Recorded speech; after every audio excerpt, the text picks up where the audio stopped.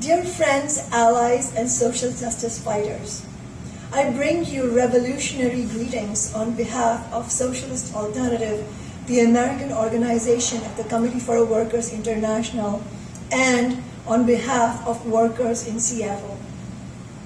It is my privilege to be speaking to all the workers and peasants, indigenous people, and homeless people currently fighting for social justice in Brazil. In particular, I want to salute those who struggled so courageously before and during the World Cup against efforts by the Brazilian government, FIFA, construction companies, and other big businesses to displace workers and indigenous people in the interest of corporate profits. The entire world, literally billions of people, witnessed your struggle. As workers and poor people all across the globe suffer the effects of the continued global economic crisis, they will remember how bravely the people of Brazil fought against injustice and used this as an example and source of inspiration for their own struggles. I speak to you as a union organizer, activist, and socialist city council member from Seattle, the city of mega corporations like Microsoft, Boeing, Amazon, and Starbucks.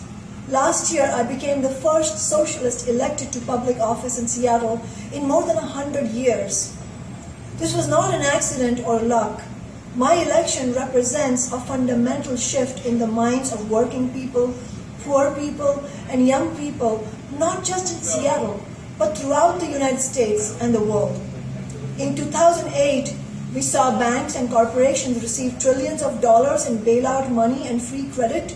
Workers and poor people, in contrast, were thrown out of their homes and jobs by the millions. They saw education and health services cut without mercy, and food and gas prices skyrocket. Now, corporations and banks are once again registering record profits, but working people are still struggling just to get by. This changed the way people think about injustice and inequality they see around them. It laid the foundation for the Occupy movement with its iconic slogan, "We are the 99%. It compelled fast food workers to go out on strike for a $15 an hour minimum wage. All across the country, ordinary working people's disgust with the pro-corporate policies of the Democrats and Republicans created an opening for alternatives to capitalism and the free market. It is the responsibility of the left to seize this opportunity. Socialist Alternative did exactly that when we ran two openly socialist candidates for city council, calling for a $15 an hour minimum wage and to replace the bankrupt for-profit capitalist system with a democratically run socialist economy. Socialist Alternative stands in solidarity with all parties and organizations on the left willing to fight against neoliberalism, against capitalism, and for socialism. We stand in solidarity with Liberty, Socialism, and Revolution, and with the Party for Socialism and Liberty in Brazil. Hundreds of people volunteered for our city council campaign, and not only did we win the election, we built a movement so strong that the corporate politicians were forced to accept our slogan of a $15 minimum wage. Less than 6 months after I took office, historic legislation was passed in Seattle, raising the minimum wage to $15, the highest in major cities in the nation by far. The situation in Brazil is not so different from the situation in the United States and Seattle.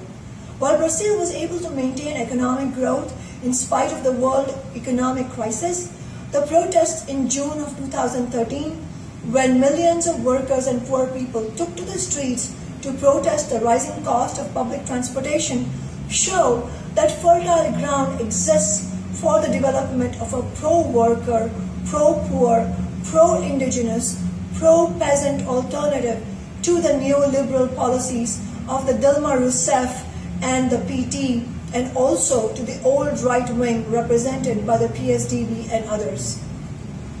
The courage of these protesters and my election to Seattle City Council show that those of us working to construct a political alternative must also have the courage to present a bold and clear alternative to the for-profit capitalist system.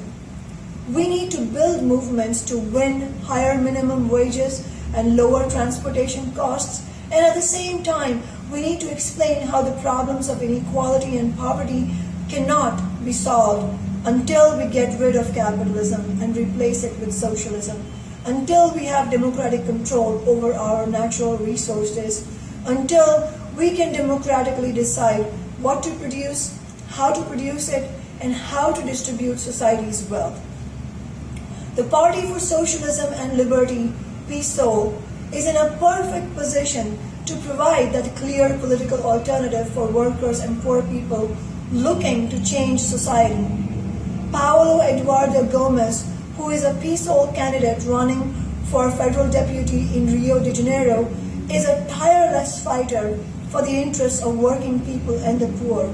He represents a clear left alternative for those who want parliamentary seats to be used as weapons for workers in struggle. To all those who were inspired when an activist, person of color, woman, union organizer, and out in the open proud socialist was elected to the city council in Seattle, in the United States, in the belly of the global capitalist beast, I have one message. Vote for the Party of Socialism and Liberty. Vote for Paulo Eduardo Gomes. Solidarity.